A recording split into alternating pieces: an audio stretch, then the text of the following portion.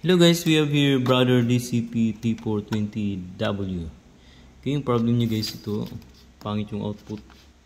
Ito dapat blue, tsaka yellow, tsaka red. Yan, yung output nya. So, i-click clean natin guys. Yung gagawin natin ngayon is shortcut way paano mag-clean.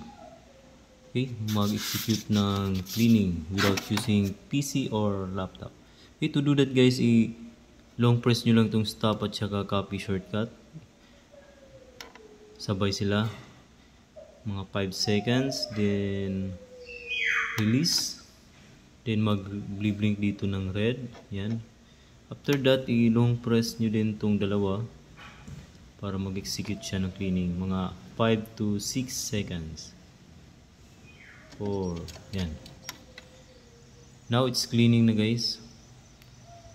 Antayin nyo lang matapos yung cleaning. Yan, mga 2 minutes siguro.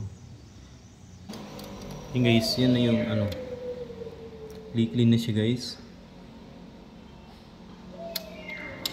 Antayin lang natin matapos ang cleaning.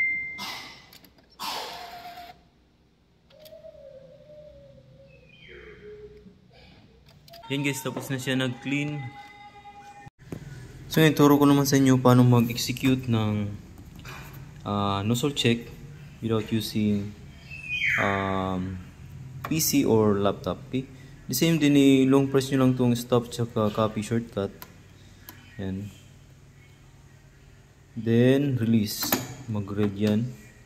Then once mag-blink na to, press nyo lang shortcut, copy shortcut one time. So yan, mag-execute na yan ng nozzle check.